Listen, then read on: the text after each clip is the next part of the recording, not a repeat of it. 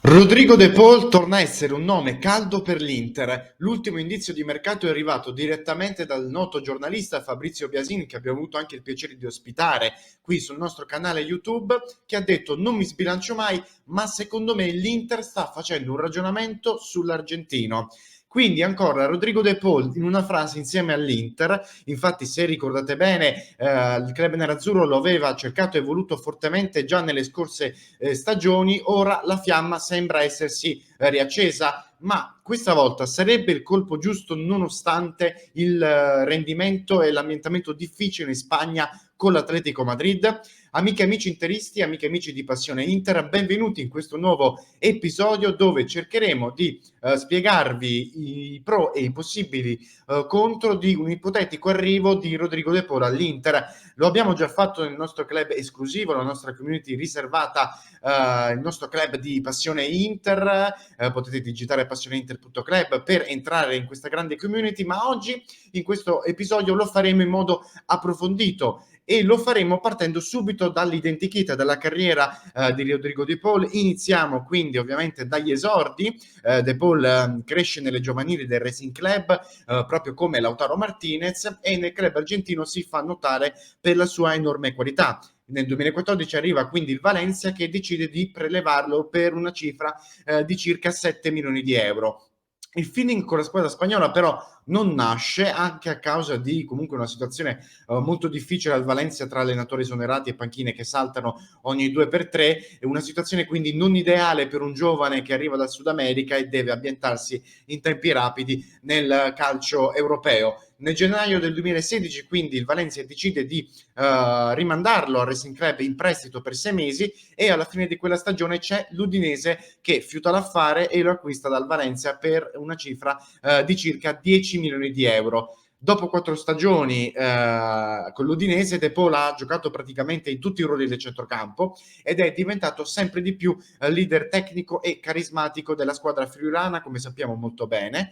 E l'Atletico Madrid, ovviamente, viste le grandi prestazioni, è piombato sull'argentino dopo le avance di diversi grandi club, tra cui l'Inter, come dicevo in apertura, e ha sborsato ben 35 milioni di euro per portarlo in Spagna.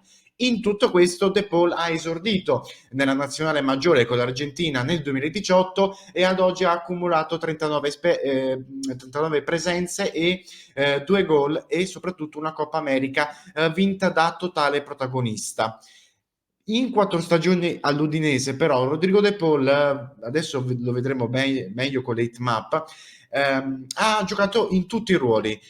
Lui nasce come esterno sinistro, posizione in cui ha dato il meglio di sé in Argentina, grazie anche alla notevole capacità di conduzione di palla in avanti e al dribbling fulminante ed elegante. Arrivato in Europa, però, l'argentino ben presto ha cominciato a calpestare altre zone del campo. Guardiamo per esempio quanto è cambiata la hitmap di Rodrigo De Paul nel corso delle stagioni all'Udinese. Questa è la prima, la seconda nel 17-18, la terza nel 18-19 e poi le ultime due, 19-20 e 20-21, dove vediamo che De Paul ha giocato con un po' più di continuità nel settore destro del campo, e ovviamente le zolle rosse che vedete nella zona della bandierina si riferiscono ovviamente ai calci d'angolo. Infatti De Paul è anche un grandissimo battitore di punizioni e di calci d'angolo, con cui fa veramente tantissimi assist, soprattutto a Udine. Le ultime 2 stagioni a Udine, come abbiamo visto, coincidono anche con la definitiva crescita di De Paul: 7 gol e 7 assist nella stagione 19-20, 8 gol e 11 assist invece nella 20-21. Verrebbe da dire quindi che ovviamente De Paul riesce a esprimersi al meglio nel ruolo della mezzala, ed è effettivamente così. Questo perché secondo me De Paul ha infatti bisogno di toccare molto il pallone. L'anno scorso in Serie A ha registrato una media di 72,4 tocchi a partita del pallone, ma allo stesso tempo la cosa in cui eccelle maggiormente è nella conduzione palla. La zolla del settore destro di centrocampo si presta secondo me particolarmente bene a questo tipo di scopo, e in quella zona di campo De Paul ha dimostrato di saper fare le cose migliori. Ma cosa è successo una volta che è arrivato l'Atletico Madrid la scorsa estate? Infatti in questo momento sta vivendo un momento di difficoltà in Spagna con la maglia dei Colchoneros, De Paul. Dopo un inizio incoraggiante, il centrocampista argentino ha sempre trovato meno spazio nel duo di centrocampo dell'Atletico Madrid. Nel 2022, pensate, ha giocato soltanto 11 partite da titolare e in stagione ha registrato fin qui un povero bottino di 2 gol e 2 assist, quindi ha registrato anche un notevole calo rispetto allo score delle reti e delle assistenze.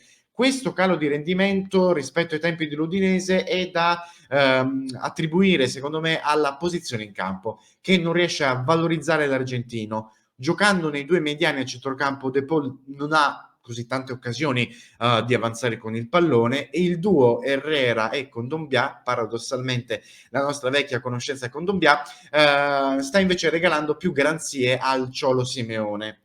All'Inter invece Rodrigo De Paul, se ci vogliamo spostare appunto, immaginare un ipotetico arrivo di Rodrigo De Paul all'Inter, lui troverebbe un centrocampo a 3 come con l'Udinese, che è uno schieramento che molto probabilmente più congeniale alle sue caratteristiche. Quando noi facciamo questi identikit, questi approfondimenti sui singoli calciatori, realizziamo come di consueto il nostro grafico, dove le voci statistiche, i numeri presenti nel grafico assegnate ad ogni voce statistica rappresentano la percentuale di centrocampisti nei top 5, nei top 5 campionati europei, scusatemi, che registrano dati peggiori di De Paul. Questo cosa vuol dire? Che più è alto il numero, più vuol dire che l'argentino è sopra la media degli altri centrocampisti in quel valore, e quindi più forte. Come vedete, De Paul spicca per progressive carries, cioè spostamenti in avanti con la palla. Lo abbiamo già detto 2 volte in questo episodio, lui è fortissimo in questa abilità. Negli expected assist, quindi un centrocampista che crea tanto, infatti spicca anche nelle shot creating actions, cioè le creazioni di azioni che portano un tiro, e nei passaggi chiave. Con queste statistiche, immaginatelo all'Inter, magari nella stessa posizione di Nicolò Barella o anche dello stesso Hakan Çalhanoğlu. Approfondendo poi il discorso tattico, De Paul sarebbe capace anche di regalare colpi di classe, il coniglio fuori dal cilindro, come si dice, cosa che abbiamo sottolineato più volte noi di Passione Inter, come manchi all'Inter, ovvero quel giocatore che sia capace di cambiare la partita da un momento all'altro con una giocata straordinaria. In questo senso vi consiglio di andare a rivedere il gol di De Paul in Lecce Udinese 0-1 dello scorso 6 gennaio 2020, perché ha fatto un gol veramente straordinario, che dimostra come veramente lui sia capace dal nulla di creare e di decidere una partita. Gli ottavi di Champions League contro il Liverpool, continuiamo il discorso tattico, amiche e amici, contro il Liverpool hanno inoltre evidenziato in modo plateale come per competere in Europa si debba avere anche delle alternative, oltre che a una squadra titolare di livello.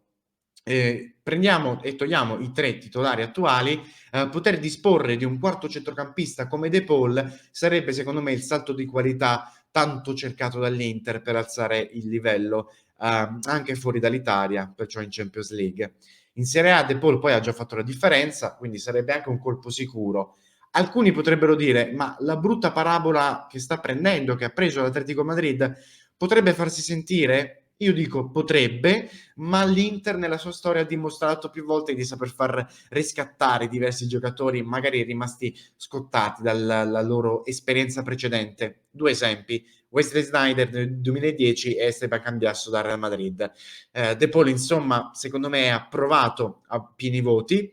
Sulla fattibilità poi delle operazioni di mercato si può discutere. L'Atletico l'ha acquistato 35 milioni di euro soltanto la scorsa estate, quindi è difficile che lo lascerà partire a cifre inferiore rispetto a quella, ma si potrebbe aprire uno scenario magari in un prestito con diritto oppure obbligo di riscatto. In mezzo si potrebbe parlare anche di uno scambio con Lautaro, dietro ovviamente a un conguaglio importante da parte dell'Atletico Madrid, ma l'Inter, l'abbiamo capito, non ama gli scambi giocatori, ma piuttosto preferisce soluzioni in cash.